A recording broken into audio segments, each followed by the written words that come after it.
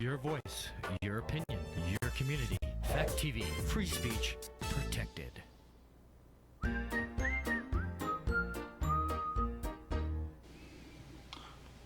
Had you heard of Salvage before we watched it? Nope. How did you learn about it? I got it as a birthday gift from my awesome daughter-in-law. You mean my wife? That too. All this and more on Gory Story Time. Warning. Gory Story Time is a horror movie review show by a son and his dad who thought that letting his 5-year-old watch scary movies was acceptable. If you are offended by horror or talk about blood and gore by a child, or if you don't want horror movies from the 60s through today spoiled, then there is a remote stuck in your couch cushion next to potato chip crumbs. Use it.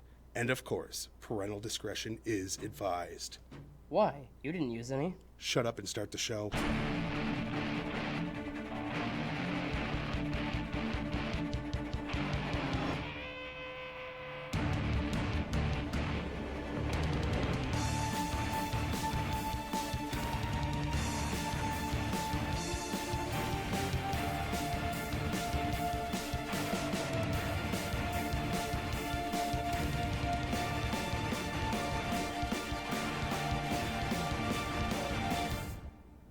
Welcome to Gory Story Time. I'm your host, Jason.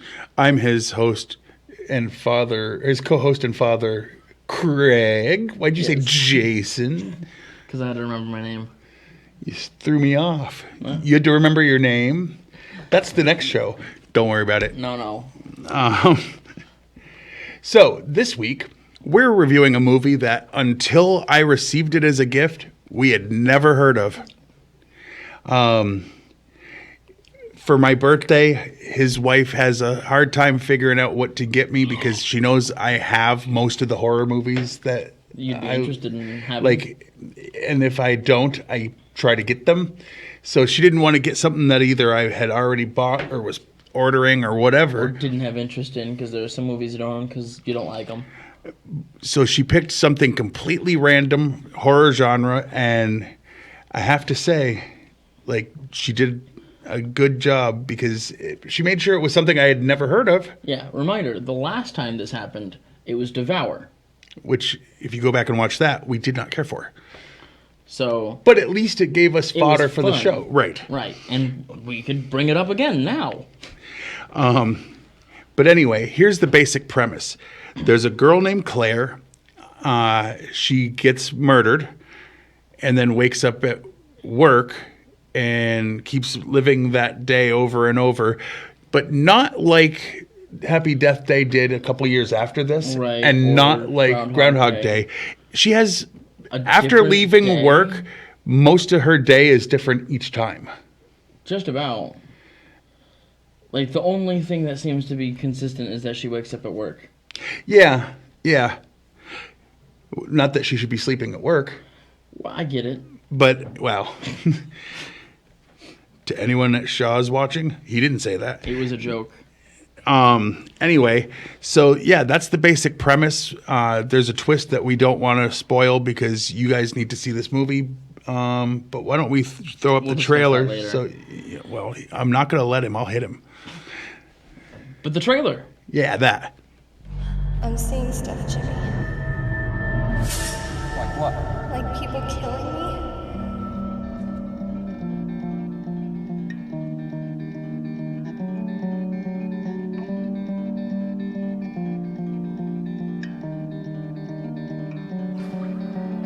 Take us down and all apart, cherry tree. Lay us out on the table.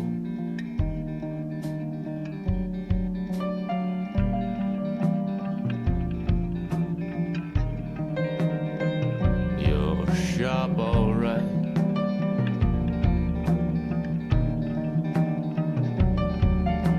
But no one is asking, so leave it alone. Leave it alone. Can we?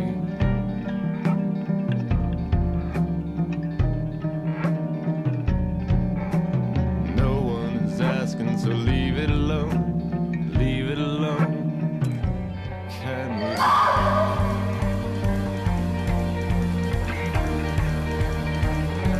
Can we?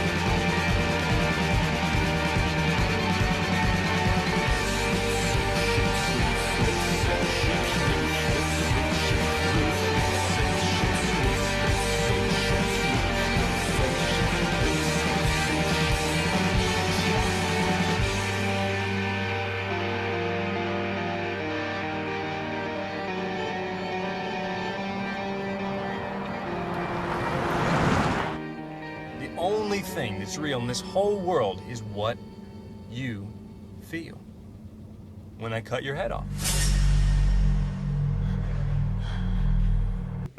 Yeah. All right. So now you kind of know what's going on if our explanation didn't do it. I mean, that didn't quite. No, it Give told you nothing at all. Yeah. But that's not necessarily bad because we went into it without. Hello. What? I forgot that I'm on a TV show and I am performing. If you didn't hear him, you're lucky because I have to. Ha. Anyway. Okay. So, now before we get into. The meat and beef of the show. No, we don't say that Before part we get yet. in that. Anyway, we have to explain why we're actually here. And why we're actually here is to make big stacks of money. Believe that? Then I have a bridge to sell you. Anyway. Okay. I got some oceanfront property in Arizona for sale. Yeah. And a girlfriend from Canada that no one's ever seen or met. No. I have no. Canada? Yeah. Anyway. Dork. This is how we make our money. We sell ourselves to real businesses that actually pay us to promote their real products you can actually Buy in actual places that actually exist. And if you wonder what this is, it's part of the game. yeah. This week, Gory Story Time is brought to you by the new book, How to Film on a Small Budget. We teach you the best tricks to making the most out of each dollar. From using family members' homes to hiring local theater actors, we will help you plan the least expensive movie possible. How to Film on a Small Budget also gives you the steps to take if you want to submit your masterpiece to film festivals like Sundance or, more likely, smaller ones you've never heard of. How to Film on a Small Budget, because big dreams shouldn't cost a fortune. That's a good one. And by The Anti-Criterion Collection, a set of dozens of movies that were made with no budget, no stars, and somehow work great. Sign up and receive 2 of these unknown films each month for only $9.99 per shipment. If you always find it hard to pick a gift, for the movie fan in your life, the Anti-Criterion Collection is for you. We'd love to list the films available here, but have you been listening? You wouldn't know what the hell they are. The Anti-Criterion Collection, bringing the best of the unknown. Bringing the best of the unknown. These are good slogans this week. yeah. All right. And not one salvage yard. Too obvious. I mean, they didn't reach out to us. These aren't written bits. No. Just because no one can find these things anywhere. Shh. That's how good we are. They go so big, they never need us Before we again. get into the behind-the-scenes information, is there anything else you want to say about the movie? Let me guess. Watch it. Mm-hmm. How'd I know? Yeah. It is online in one spot. Yeah, but, like, if you can find a way to, like... Watch this. Yeah, watch it. Because regardless of if I spoil something or not, there's a lot to be said about this. Yes. And don't have it spoiled for yourself. True. And I'm seriously going to hit him if he tries to spoil it. I've already discussed that when the trailer was playing. I said, don't you dare. Don't do that to people. It's not right. It's not fair, is what you mean. Well, all right. Now let's get to the, as he likes to call it, meat and beef of the show. Or as I like to call it, the meat and beef of the show. You want to go first or you want me to? I'll go first. All right. Claire wakes up 6 times total to relive the same day.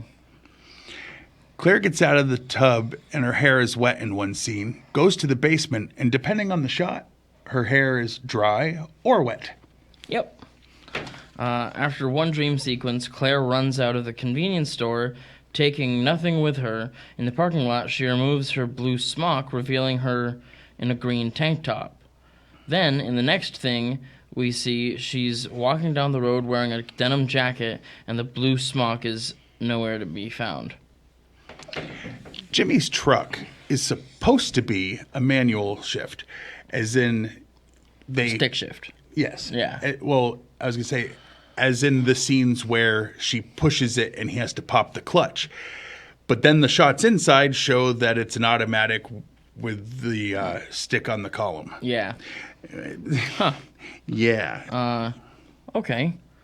When Jimmy is supposed to pick up Claire and Duke...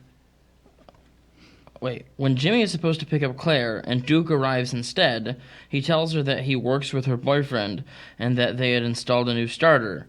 He tells her to listen and revs the engine. After starting the engine, the starter has no effect on the running of the vehicle. In other words, vroom doesn't mean the starter works. No.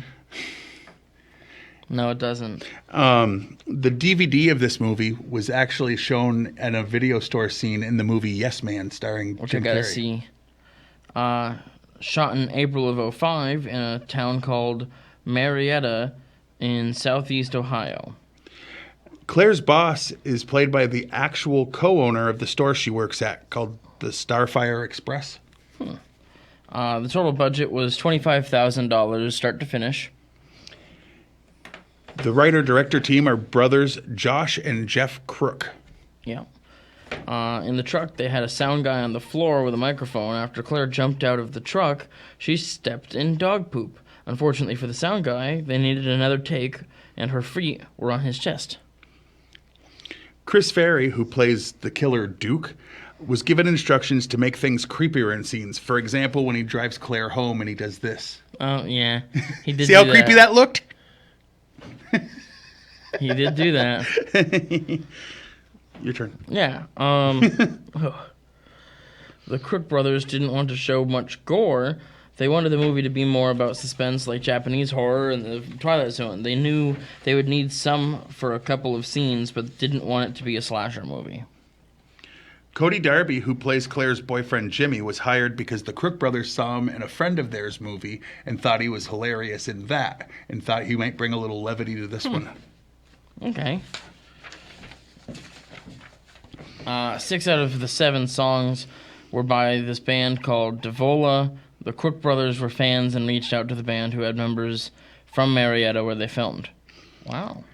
The mother was played by Maureen Olander, an actress from the area. According to the Crook brothers, when they told her to start acting creepy, she was really gung-ho about it. Like, it excited her to be like a creepy character. Yeah. Jeff Crook played a police deputy in the movie. Salvage was an official selection at Sundance and called a bad acid trip in hell by Trevor Groth of Sundance, and MTV called it a brutal armrest-grabbing flick. Yeah. The last scene shot with dialogue was Claire getting a ride to work from her mother. In the scene at the police station, there's a wanted poster for Osama bin Laden. The Crook brothers are from New York and said they put it there because they hated him. Yeah. And it was 2005. He was still alive. So, I get that. Yeah. Now, as he likes to usually bring up, Rotten Tomatoes is a thing. It is, and they exist. And basically, the short version, they compile they're an aggregate for all the critics, and they just boil everything down into positive or negative reviews. The number they give is the percent, that's positive. And then they also let the people come in and vote, and then they give the numbers positive or negative for them too. Yes. And this movie has, from the critics, a whopping 38%. And the people, who are usually smarter than the critics anyway, have it at 45%, which is smarter, just not enough. Not enough smarter. Yeah. All right. Now, we really enjoyed this movie, so we're going to go with our least favorite things first. Okay. You want to go first, or do you want me to? You can go first. All right. My least favorite part is just the general look. Like, you can tell it was done on a shoestring budget. But that being said, we film on a shoestring budget. By that, I mean it costs us nothing to do the show. And it's actually, this comes out looking better because there's like HD cameras. And this thing looked like it was filmed on a VHS cassette camcorder. Camcorder, yeah. Yeah. Okay. But if you can get past that, I would suggest you do. Highly suggest. Your least favorite. Yeah. Oh, I just had it too. So, probably the fact that I was able to guess the first twist. There are 2 twists. One kind of mediocre, and it's seen like from the beginning. And we're not going to give you that either. But what I will say is, he did say about 20 minutes in, he's like, "It's going to be this." And then when that happened, that was going to be my least favorite thing, because I was like, ugh, if you can guess it ahead of time that far in, it's not great. But that leads to my favorite and your favorite. Yes, so we'll just join in together. We will indeed. The second twist. There is two. That's all I'm going to say is there is a second twist, and it takes every complaint we had about this and made it make sense. and made it okay. Like the list of like Most movies where people relive continuity this errors aren't anymore. Right. Most movies that are someone reliving the same day, whether it's Happy Death Day or the Groundhog Day. Yeah. Legitimately, they go out of their way to make sure the same things happen over and over. That's why the people realize they're in a loop. This didn't do that, and we were complaining. I was complaining a lot. I was like, look, like it doesn't make sense that the killer comes up at this part at the beginning, but he's comes up here but then at this part and nowhere near that the next day. And it's like in one day, it seems like she makes it almost all the way through before anything happens at all. There's a couple days where it's like she's just alive for a couple days. It seems like. And it's like, okay, what is going on? Well, the second twist, the thing that we're saying is our favorite, makes all of that actually make sense. So, if you can get over watching something that looks like it was filmed very inexpensively, because $25,000 for an entire film is cheap. They didn't have a lot of special effects budget. It's like when some actors cost more than that to be in a movie. Oh yeah, the special effects alone. Right. It's like, so if you can get past the look, and just remember, we promise you that the second twist, the first twist, you might guess, you might not. He did. The second twist actually undid every complaint I had leading up to the twist being revealed. I had like 5 or 6 things that I was like, well, what the hell? And then the twist happened, and I went, oh, well, now it's great. Like, yeah. So, on a scale of 1 to 10, and we should tell them how we discussed this the other day. Now, the other day, I said, honestly, I would have gave it a 4 because of the easy to guess twist. Like if it had just ended after the first obvious twist that made sense, then it would have probably been a solid 4, which isn't great. But you tack on that last 10 minutes. Yeah, you tack on the ending where something bigger is revealed, and it went. I'm going to give it an 8. 8.5. 8.5. You know, 8.5 sounds good. We'll just meet at 8.5. That's good. And that shows how big a difference sometimes having a good twist can be. Yeah. So to the Crook brothers who wrote and directed this, awesome. Absolutely awesome. The twist really had us. We loved it. Yeah. Send this review to the Crook brothers, please. Yeah, because we have their contact info. No. If I had IMDb Pro, they said I could Come on, get it, but Internet. I don't. Do your thing, Internet. All right. Well, that seems like everything then, right? Yeah. Because we rated it. And so now we do the stuff that pops up over on the side. Yes, you can watch the show on Fact TV channel 1082, Thursdays at 8:30 p.m. and Fridays at 7 p.m. You can like us on Facebook. And like I say every week, when I say us, I mean Fact TV has a Facebook page and Gory Story Time. Like them both. Oh, yeah. Go to fact8.com, watch a bunch of the back episodes of this, as well as many other things. Many. Yes, and you can follow us on X. I'm at Craig Jakes. I tweet another show-related stuff lately. Yeah, but not this.